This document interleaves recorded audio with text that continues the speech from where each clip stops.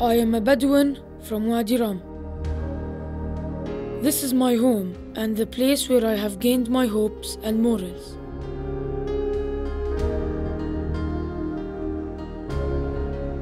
It is the source of my knowledge and the inspiration for my principles and traditions.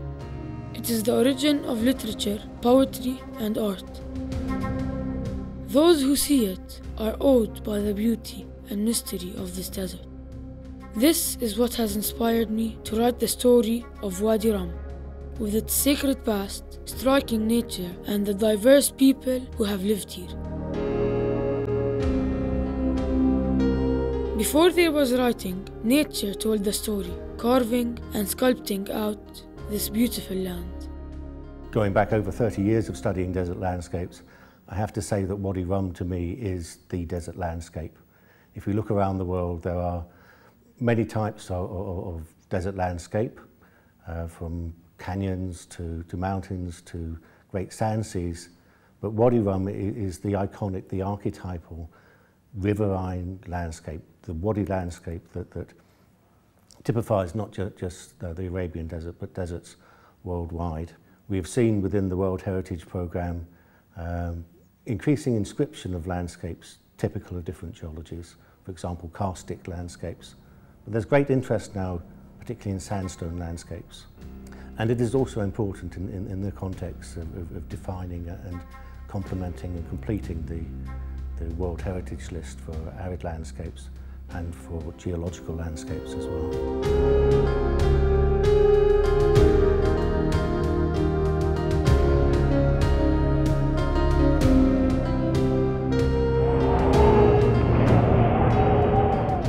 The mountains and sands of Wadi Rum bear witness to its past and link the Bedouin to life in the desert. Guests who look upon this vast space, with its sizzling days and bitterly cold nights, may be surprised by the richness of life found here.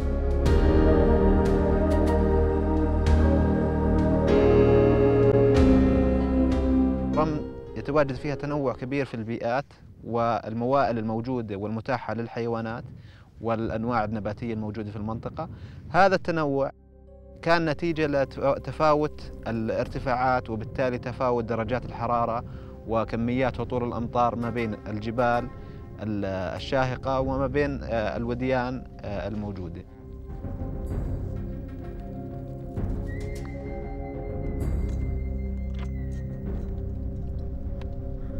We Bedouins have a special relationship with this desert. We know it well and are one with it. For us, Wadi Rum is an open-air library of images and writings, through which we have traced the history of our ancestors and the caravans that have passed through here. The site of Wadi Rum has an exceptional cultural value. It records unique testimonies on the rocks of petroglyphs and of inscriptions.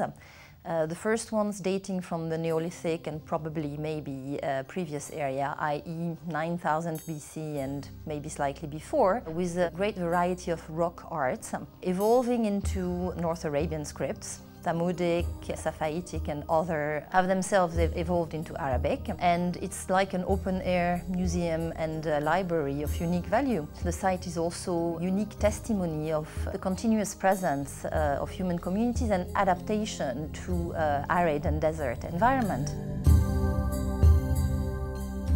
There are stories in this wadi that are larger than the imagination and more spiritual than what scientific evidence of archaeology and inscriptions can reveal. These divine stories portray human behavior and have given meaning and value to our existence. We have today scientific evidences that it corresponds to Iram, which is a site mentioned in the Holy Quran. Inscriptions that have been surveyed and found in Wadi Rum show without doubt that Iram and the people of Ad were located in the current area of Wadi Rum. The link between the inhabitants of Wadi Rum And this desert land is powerful. And they have held on to their heritage throughout their time here. In his book, The 7 Pillars of Wisdom, referring to a visit to Rome, Lawrence of Arabia said, "Our little caravan grew self-conscious and fell dead quiet, afraid and ashamed to flaunt its smallness in the presence of stupendous hills." During that time, Wadi Rum witnessed and was a part of the shaping of modern Jordan and the actions of its great leaders. Wadi Rum, described by the late astronaut James Irwin, visiting the site with the late King Hussein back in 1975 as the closest thing on earth to what Colonel Irwin saw on the moon. What a description. And also a great quote of the late King Hussein, that these heritage and cultural sites are for humankind, for mankind, and not for us Jordanians. We are only the custodians who are to keep and preserve these heritage sites.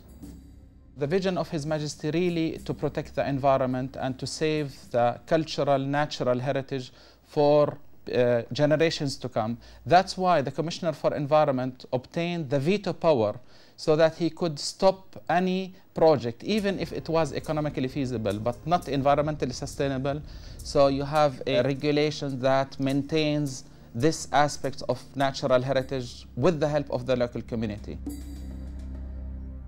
An old myth claims that Wadi Rum enchants those who inhabit it, so they cannot leave it or stand being away from it. Those who visit are also bound to come back. ما في ناس يحافظوا على المنطقة أكثر من أهلها لأنهم عاشوا فيها من أيام جدادنا حافظوا عليها وأولادهم، بعدين إن شاء الله إحنا راح نحافظ عليها، لأن شيء أكيد إنه ما راح حد يخاف على المنطقة أكثر من أهلها.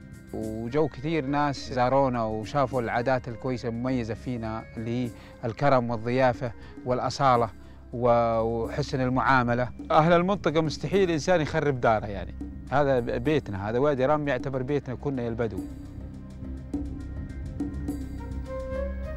Wadi Rum is recognized as a unique destination for visitors globally.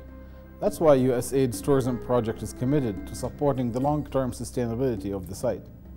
In 2010, for example, we'll be working with the protected area to update its management plan for improved conservation and helping enhance the management of the visitor center and the 4x4 tours. We feel that our work will help the site, will help the people, and will help the government meet Millennium Development Goals. All of my tribe are still here, as am I. I am writing to you from a towering mountain that overlooks Wadi Rum. This desert is our home, our legacy, and we want to share it with the world in true Bedouin generosity and hospitality.